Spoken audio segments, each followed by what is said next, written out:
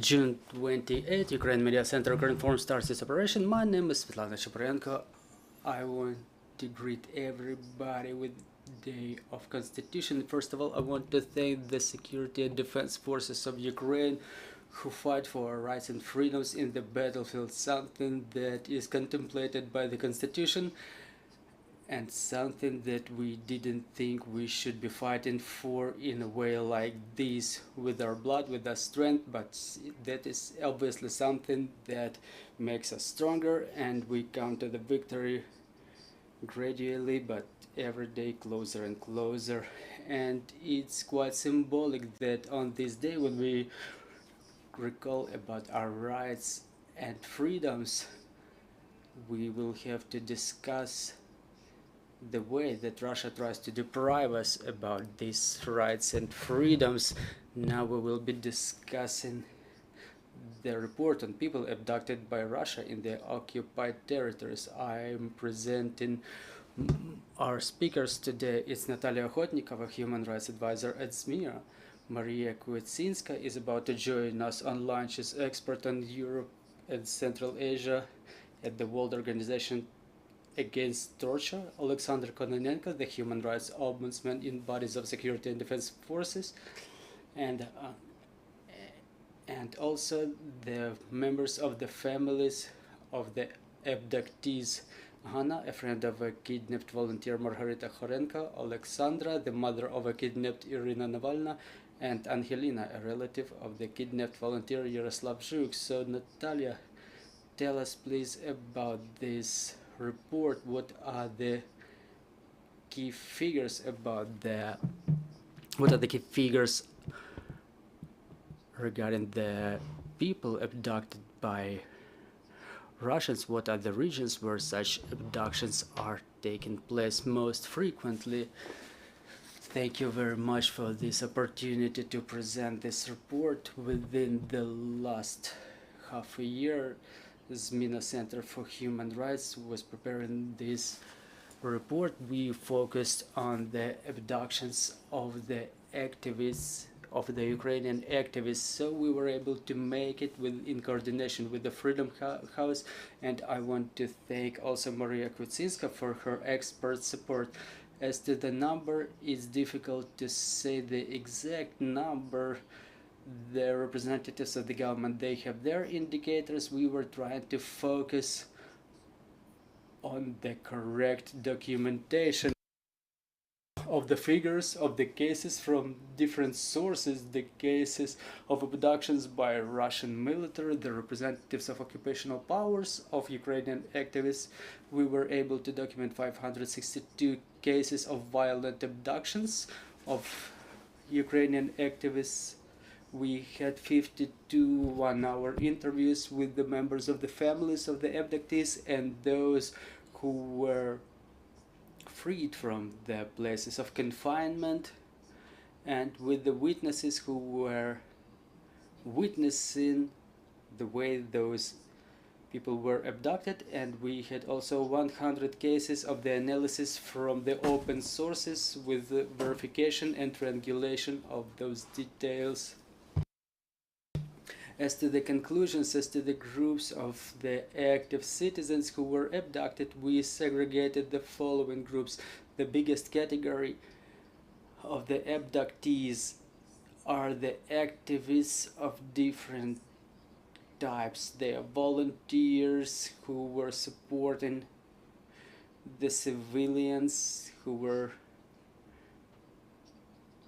helping from the very first hours of the full-scale invasion, in evacuation of the people, distribution of food rations, well, supporting people in different ways. And Russians were aimed at cutting those ties, cutting those connections, to cut that help and create the illusion that Ukraine and the volunteer community did not help.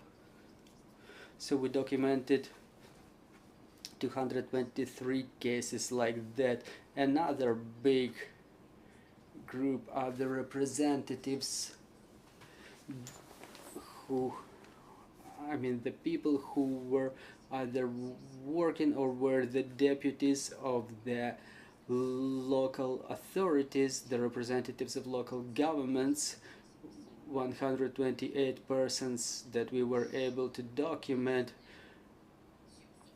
Those people, they were representing by themselves and by fulfilling their duties.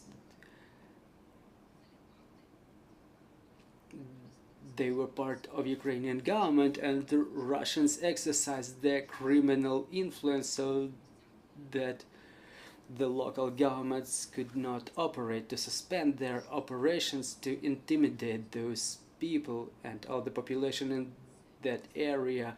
Another category we've segregated are the journalists, the representatives of different mass media, local Ukrainian mass media, who were covering the events, and their task was to stay until the very last moment and to convey the information about what was going on.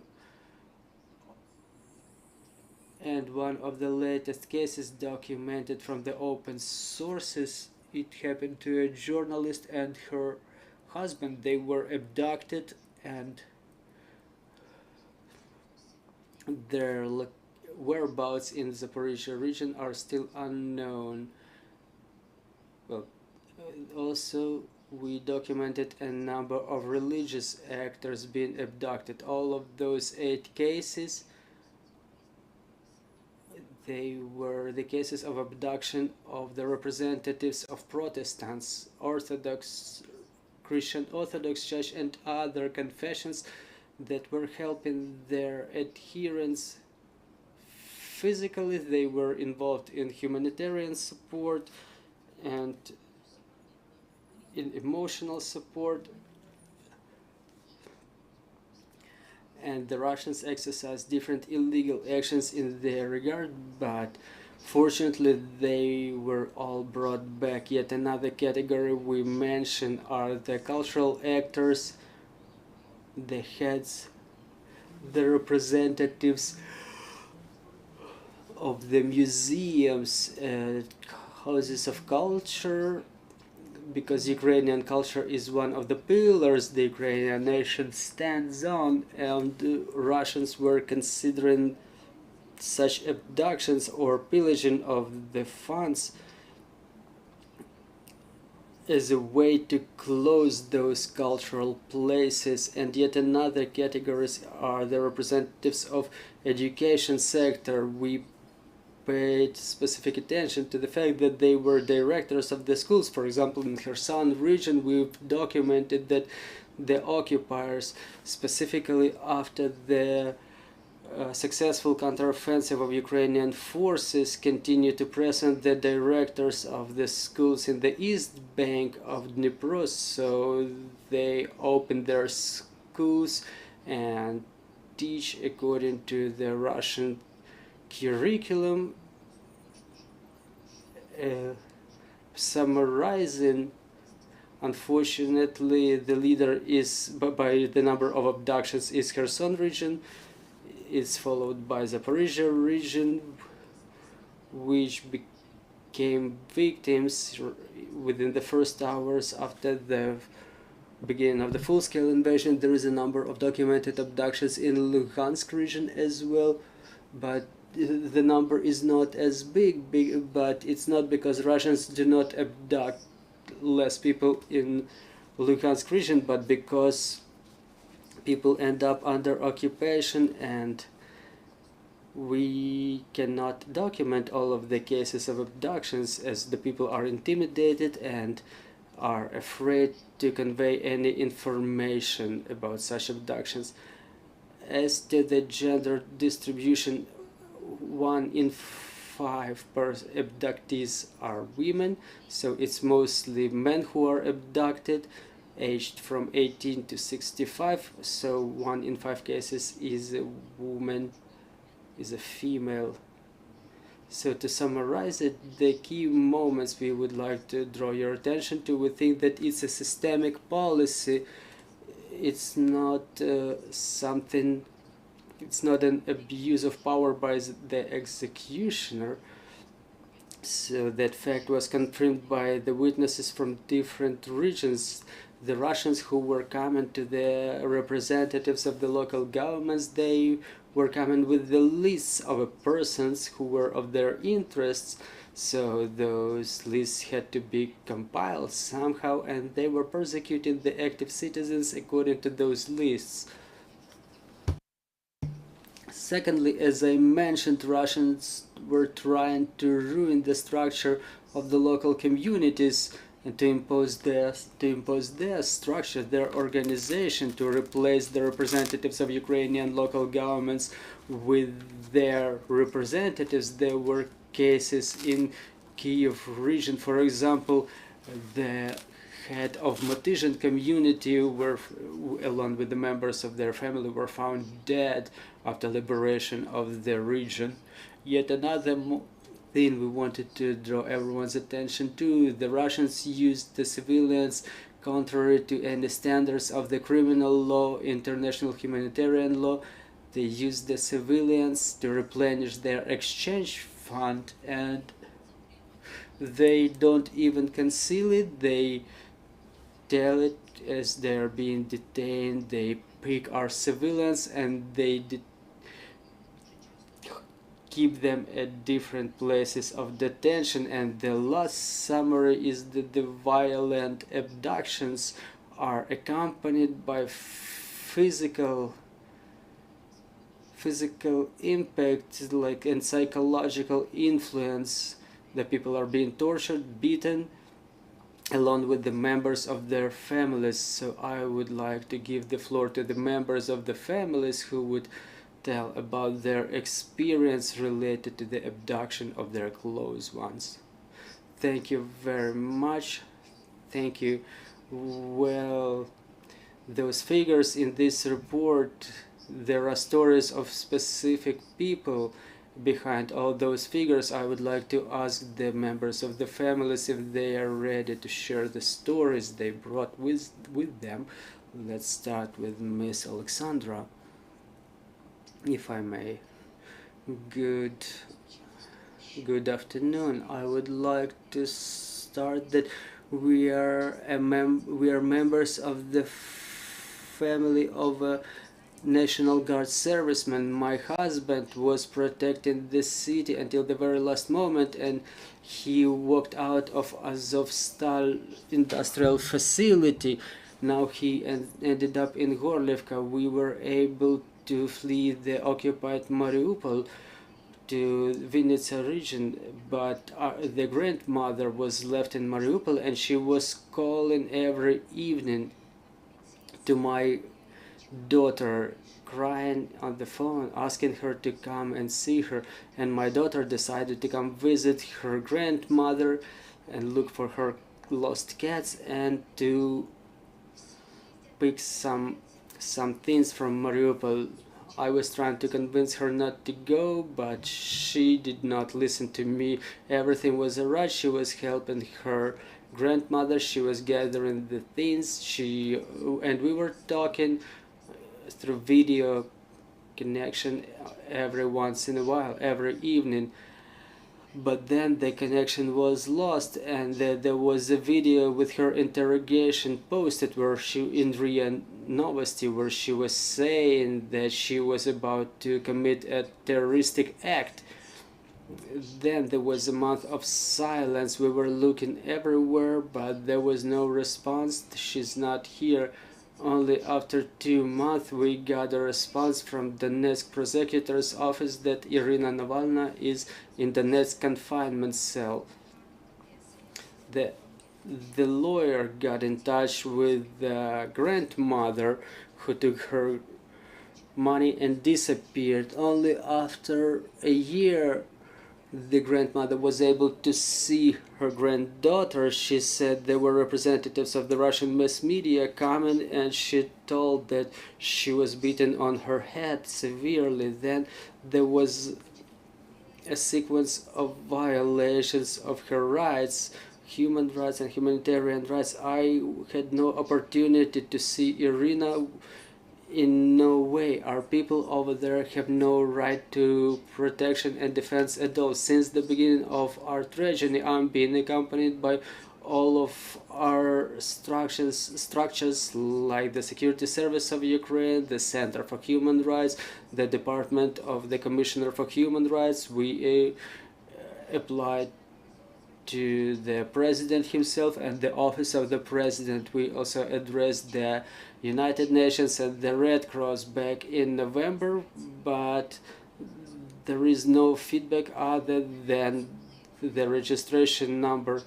I don't personally understand the role of the Red Cross as to the use of its capability. They have not visited the confinement cell no single time, and I'm badly impressed by the formalism of their operation. They say they have no official confirmation about my presence of my daughter in the confinement cell in Donetsk. I had this confirmation from the occupational government of Donetsk region of DPR, but the Red Cross say it's no confirmation. I wonder how they can ignore their own statute. Now we've reached out to the government authorities of the so-called Donetsk People's Republic. I'm surprised, but they still accept my addresses, but until this very moment I have not received any feedback from Moskhalkova, the Commissioner for Human Rights of the Russian Federation. I was meeting Dmitro Lubinets, the Commissioner for Human Rights of the President of Ukraine, and I asked him to remind Ms. Moskhalkova about my address, and I am attempting to get any feedback from her so far. Well, with the view of the terrible situation with my family, I think that our government should be using the potential of international institutions. I'm hearing now addresses to the committees for the rights of the women, both European and on the United Nations level. I can tell you personally that those who came back from captivity told me about the tortures of my daughter, and after all the tortures, when my daughter came back to the cell, those who were brought back from captivity, they told that she was all a bruise.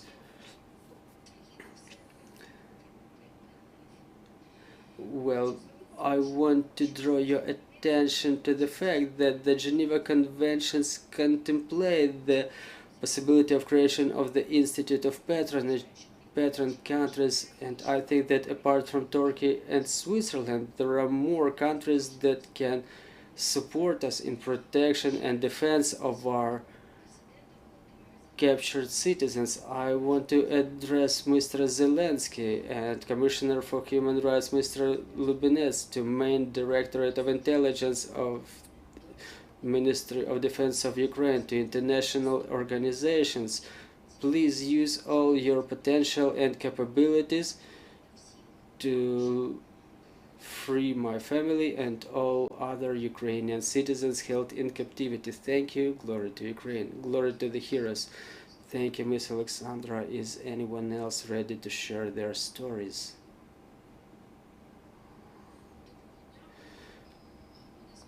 Good afternoon, my name is Hanna. On the 9th of January 2023, in the occupied city of Melitopol, my friend Margarita Kharenko was abducted by the Russians. Before that, the Russians made a search in her house, and on the next day they got back without Margarita to take her tablet and her phone from her parents. That's it.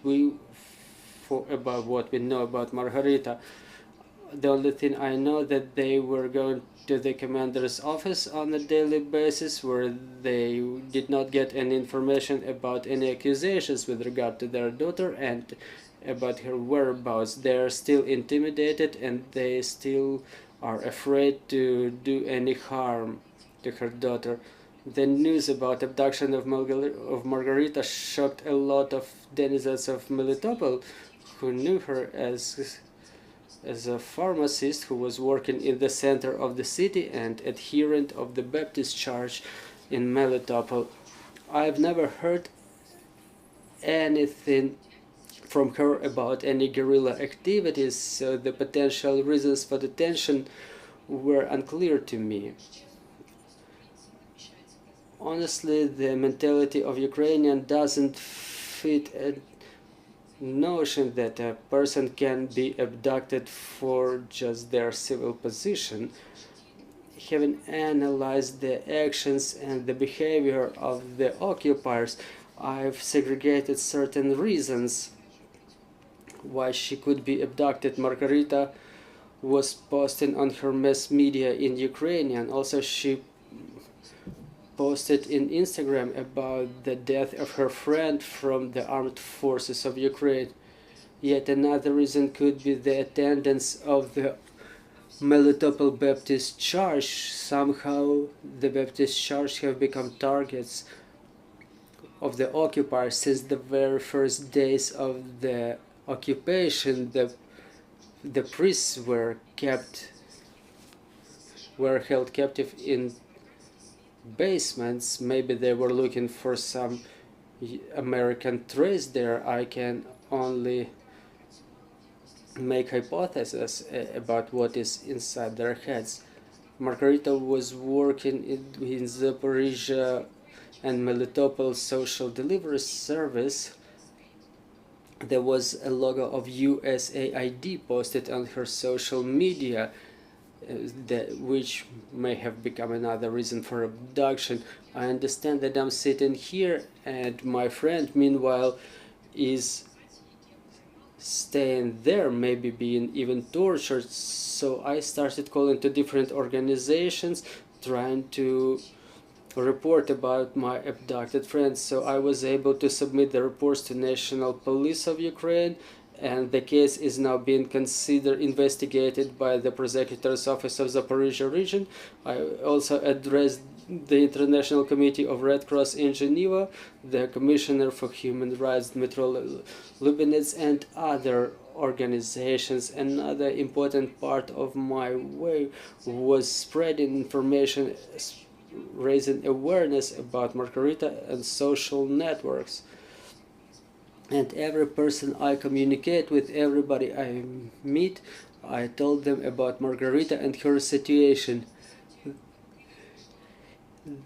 Thus, after a while, I've met the representatives of the European Council, whom I shared the information about Margarita with. I've also found a priest of the church attended by Margarita, and thanks to the sharing of my posts, I found a person in Russian Federation who was somehow connected to the occupiers in Melitopol, which let me know that Margarita was alive. I found out about her whereabouts and what she was accused of, plus the approximate dates of the court processes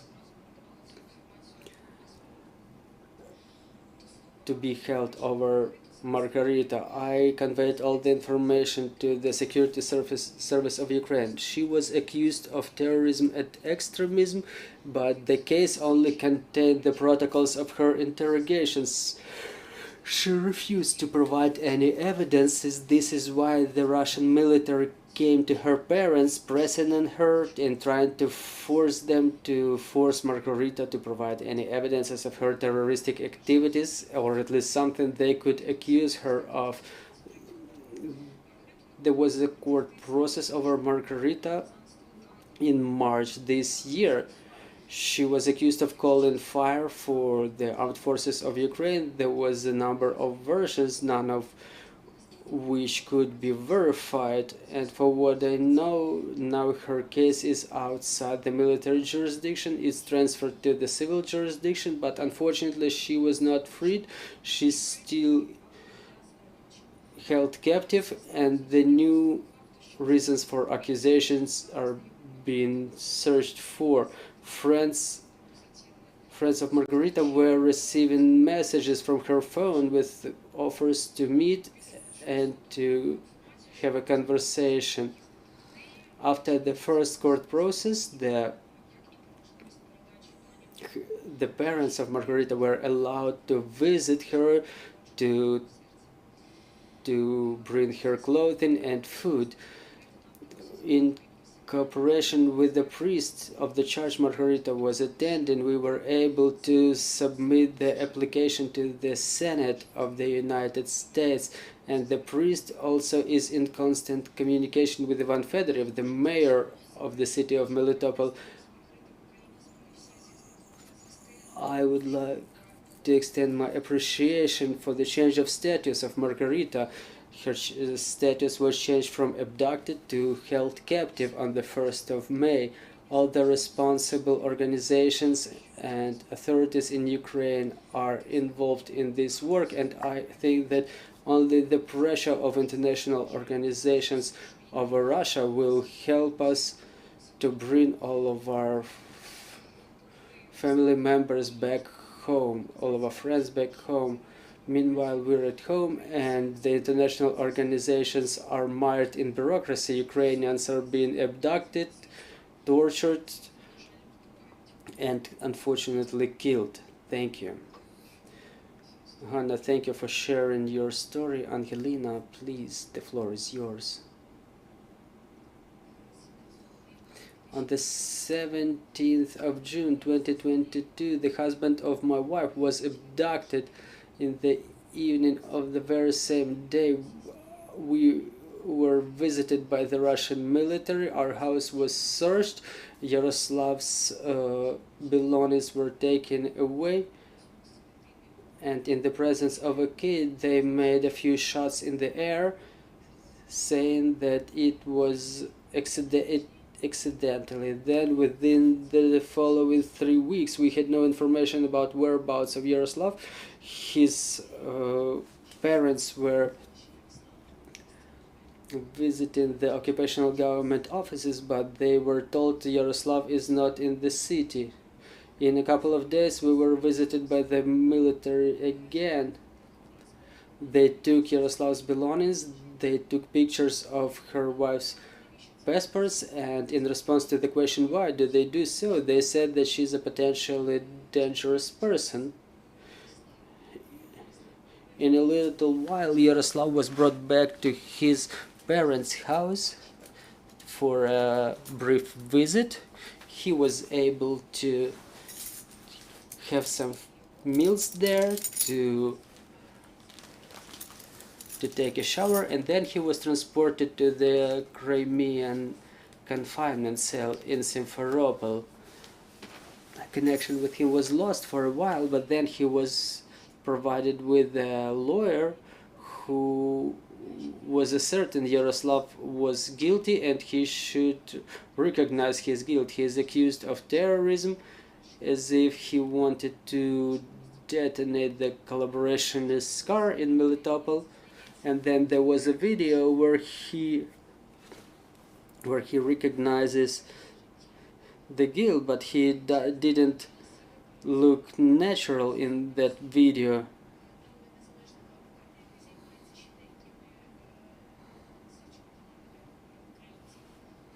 And then his case was given to a lawyer who takes care of this, who deals with the similar cases of the abducted Ukrainians, who can convey letters to his wife and back to Yaroslav. He says that he's been tortured, he's been beaten. In the prison itself, the conditions of confinement are very bad. He sleeps on the floor, he has no bunk, no mattress, nothing like that. The confinement cell servicemen come to beat him, but he cannot recognize them because they don't allow him to look them in the face. There was a court proceedings held in Rostov on the 19th of June, and there is no further information about him, and the investigation will going on. As soon as anybody who can provide any information about him will be showing up. Angelina, thank you very much for this information. Oleksandra, Hanna, and Angelina, I wish your friends and members of your families come back the soonest possible, and the criminals are punished according to all the standards of international law, because the figures that were shown by different organizations, they should have human faces, because there are people, there are families behind each and every such figure, and it's all about us, about Ukrainians who unfortunately are hardened in conditions like that. We've heard that now the family members of those abducted do an incredible work to find some small pieces of information about their close ones, so I would like to ask Oleksandr Zyuz, as a representative of the Office of the Prosecutor General, what the office does to investigate those crimes and to find those people who are being held captive by Russian Federation. Thank you very much for this opportunity of being present during this presentation. Now there is a pre-court investigation in 3,305 cases of the violent abduction, and the investigation identified more than 17,000 people who are illegally held captive by Russian Federation. 1,655 persons are recognized as victims in such investigations. The note of service is served to 99 persons, and the cases are brought to the court in 66 such cases. By this category, I would like also to stress that these details cannot reflect the actual number of the civil population who were violently abducted, because now there is no opportunity to conduct investigations in temporarily occupied territories. I would like to say that during investigation in the occupied territories, we identified 55 places of illegal detention of the civilians and military. Now we know about 60 places of such illegal detentions, which could be called torture chambers, because that's a systemic kind of thing. And during the occupation, we see that there were such torture chambers in Kherson, Kharkiv, Kiev, Zaporizhia regions, everywhere. This practice is still widespread in the territories occupied since 2014. All those torture chambers together are unified in one criminal proceeding. The regional investigation authorities, they investigate some cases separately in specific cases. One of the torture chambers was visited by the representatives of Russian FSB who manage this system, because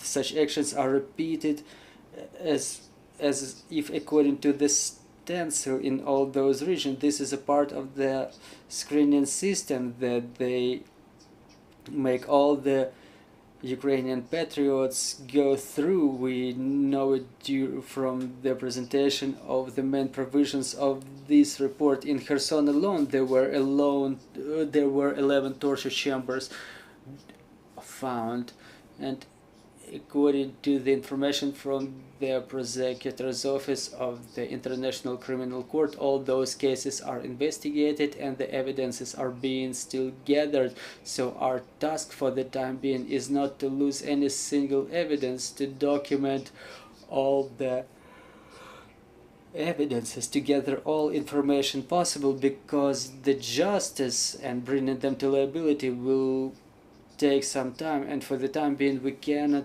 tell you for sure how much it's about to take, but I want to convince you, that I want to reassure you that everybody guilty of those crimes will be brought to liability.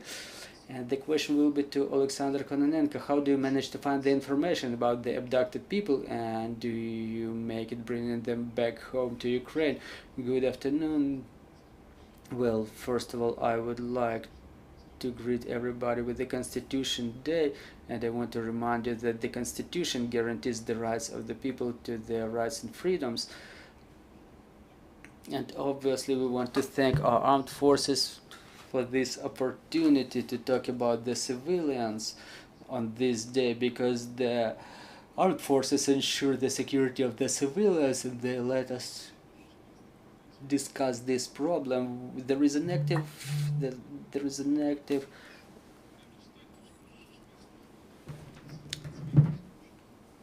discussion in the society about the civil hostages, and this problem is probably even more important than the problem of the military prisoners of war, because they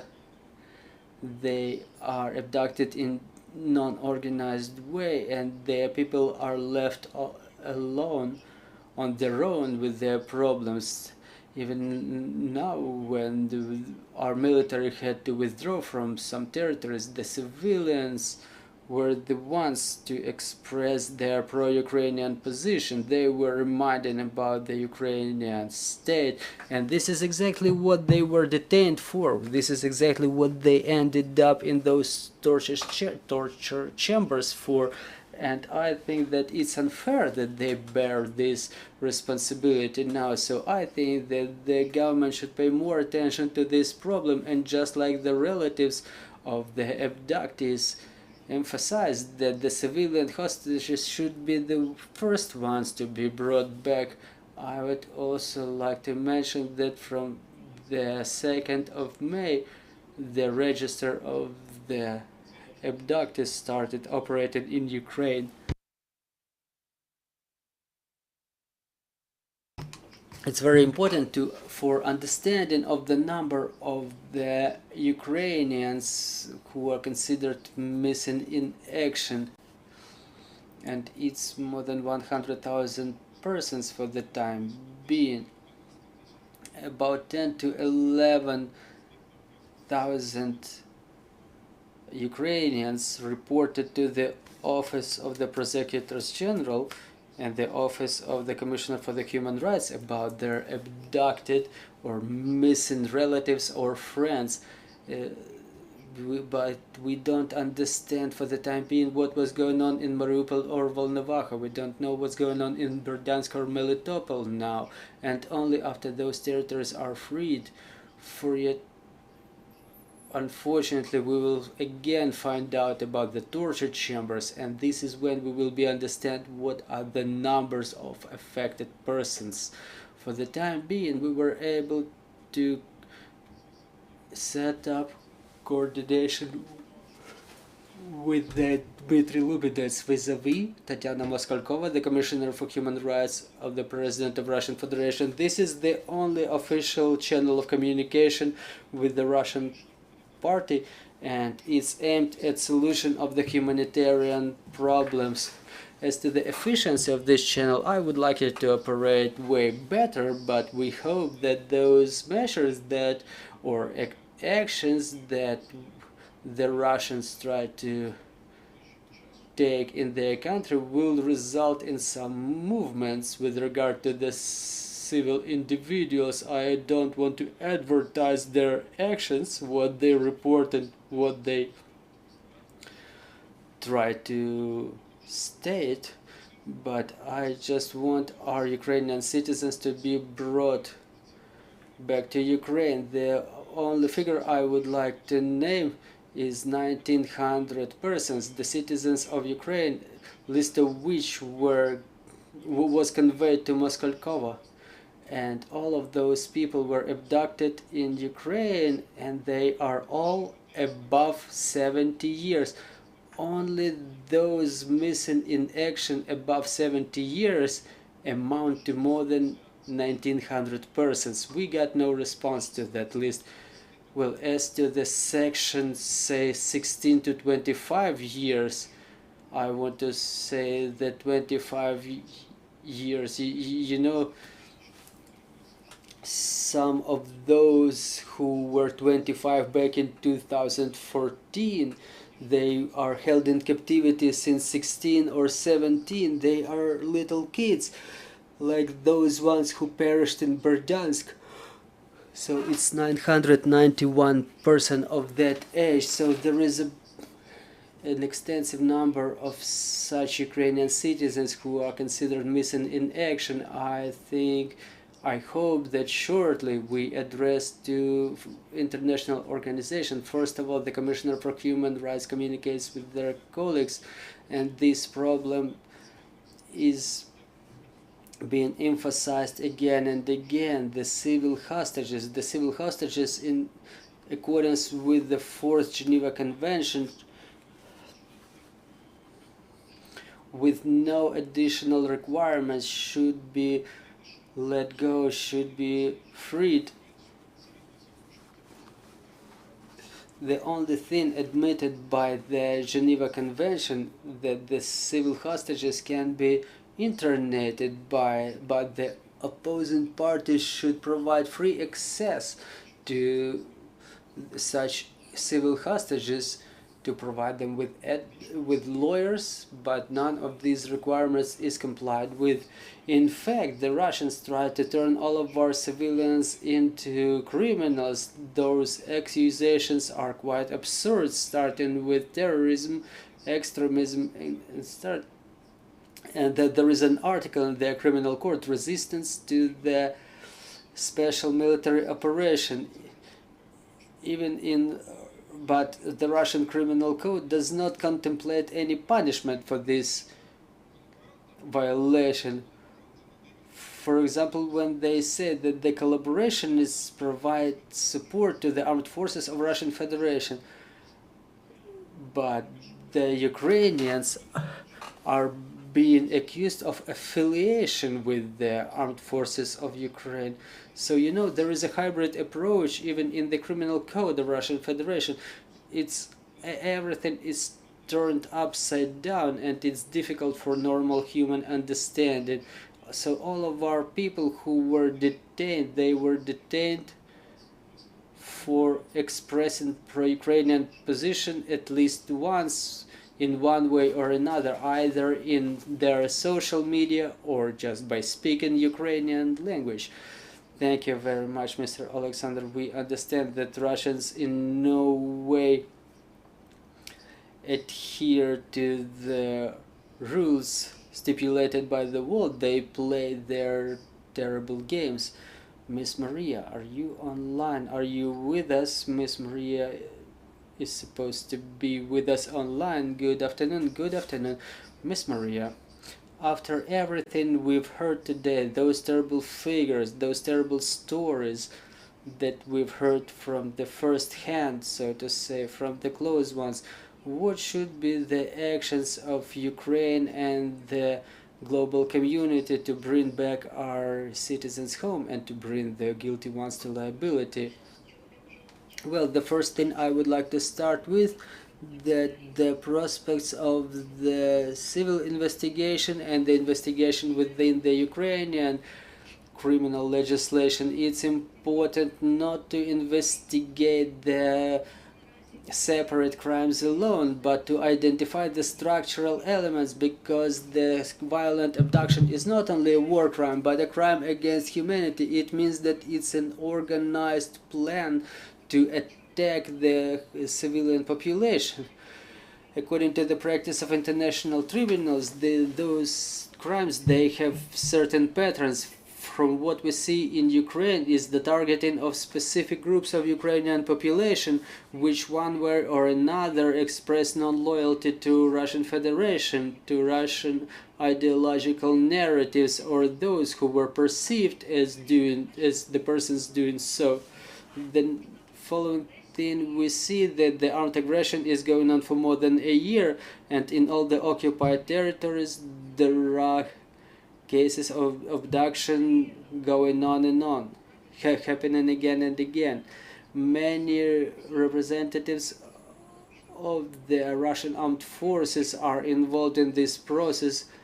We know that there are special blocks being created in Russian enforcement service so that people who are abducted are hidden from the representatives of the Red Cross and representatives of other international organizations. So we have to identify those structural elements. We see there are public addresses in the mass media, on the internet, that's a planned action, that's a systemic policy, but when we come to the point of the tribunal, we will have to provide some clear evidences that could not be disputed, because those messages online could not be enough. So my address to the civil organizations and international organizations dealing with those terrible stories, please try to look at the bigger picture, to scale it up so that we work with those crimes as the crimes against humanity. Thank you very much, Miss Maria. We still have time for one short question and a brief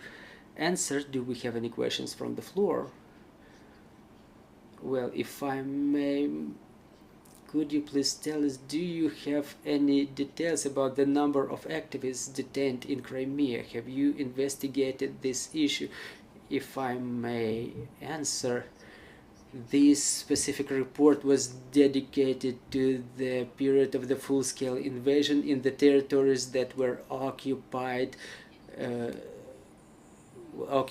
by Russia temporarily, starting from the 24th of February 2022. So we've made a brief review of what was going on in Crimea since 2014. We know about Reshat Ametov, the first victim, the first abductee, but in this report we did not cover them. In the same way, we did not analyze the places of detention, because a partner organization from Ukraine 5 AM coalition, who documents the war crimes, and the Media Initiative for Human Rights, they represented a very interesting review recently about the places of detention, but that information was not covered in our report. Thank you. I want to thank all the panelists. I wish both your family members and friends and everyone else who is being held captive by Russian Federation comes back home as soon as possible, and Ukraine Media Center Ukrinform gets back in operation within 10 minutes, and we will talk with the chairman of Ukrenergo about preparation to the winter and condition of our power grids. Thank you for staying with us.